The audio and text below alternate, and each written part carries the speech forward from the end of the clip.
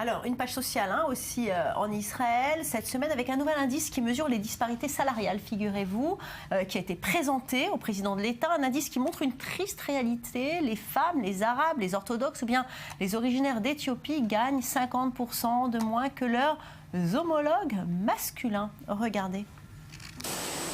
Ce sont dans les métiers à bas salaire que l'on peut obtenir l'image la plus précise de la population israélienne. Dans les métiers où les salaires sont plus élevés, on trouve moins de femmes, moins d'Arabes et des originaires d'Éthiopie. Pour moi, il est important que tout employeur comprenne que l'égalité des chances est une obligation et non pas une recommandation. C'est le seul moyen de construire une société égalitaire en Israël. Cette semaine a été présenté à la Knesset le premier rapport sur l'état de l'égalité des chances dans le travail qui fait le point sur toutes les formes de discrimination dans le marché du travail. Ce premier indice montre avec exactitude à quoi ressemble la société israélienne. Les femmes gagnent un tiers moins que les hommes, mais paradoxalement, dans les secteurs où il y a plus de femmes, dans les assurances par exemple, le salaire des femmes est inférieur de 50%. Dans les autres secteurs de la finance, les disparités salariales sont également importantes. Il est triste de voir comment on traite 51% de la population. Les femmes comme un secteur, comme une minorité dans la société. Nous voyons et savons que si l'on ne considère pas à sa juste valeur la majorité de la population et que l'on néglige son potentiel dans l'économie, toute la société en souffre.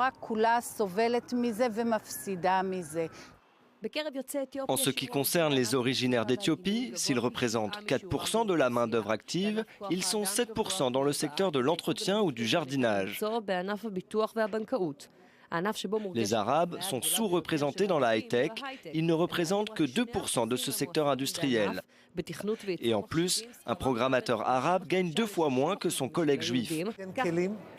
On va donner des outils à ceux qui travaillent pour la création d'emplois et tenter d'intégrer les Éthiopiens, les orthodoxes et les Arabes pour une société plus égalitaire.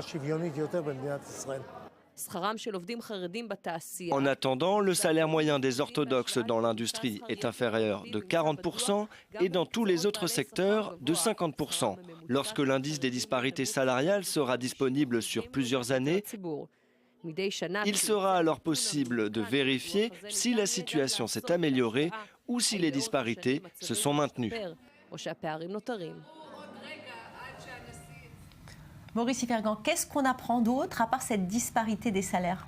Écoutez, on apprend une chose intéressante sur la société israélienne, c'est que c'est une société qui vit, comme l'avait dit le président de l'État, qui a reçu ce rapport sur les disparités, en tribus. Il y a des tribus en Israël, il y a les ultra-orthodoxes, il y a les Arabes, il y a les nouveaux immigrants, et notamment les Éthiopiens qui vivent entre eux. Et le fait de vivre en tribu, d'utiliser les réseaux sociaux qu'on a pour trouver du travail, pour être employé, fait que la mobilité sociale est freinée. Il est très difficile de passer d'un secteur à l'autre. Imaginez un orthodoxe qui essaye de travailler dans le high-tech, ça va être beaucoup plus difficile pour lui de progresser, d'avoir un plan de carrière, que pour un habitant d'Herzliya qui, lui, va trouver sa voie directement, de la même façon que l'habitant d'Herzliya aura du mal, lui, à percer dans le milieu orthodoxe. Et je ne parle pas des Arabes qui sont cantonnés dans certains secteurs. Maintenant, le grand point d'interrogation, c'est s'il y a, comme vous l'avez entendu, les orthodoxes, les nouveaux immigrants éthiopiens et les Arabes, le point d'interrogation, c'est les femmes qui ne constituent pas un secteur. Les femmes ont une disparité salariale qui est à peu près reconnue pratiquement dans tous les pays de l'OCDE. Là, il n'y a pas de différence. Et là, l'effort doit être fait parce que c'est inadmissible qu'à travail égal, il n'y ait pas salaire égal.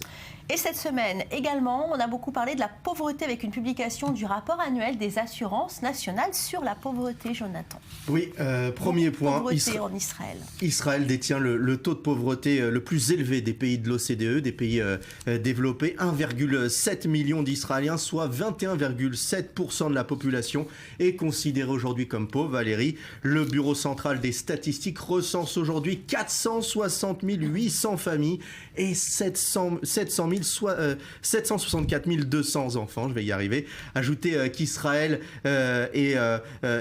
compte moins de pauvres en 2015 que l'année précédente, mais que les personnes touchées par la pauvreté sont bien plus dans le besoin qu'auparavant. Un état des lieux dramatique qui a fait réagir le président du comité parlementaire contre la pauvreté.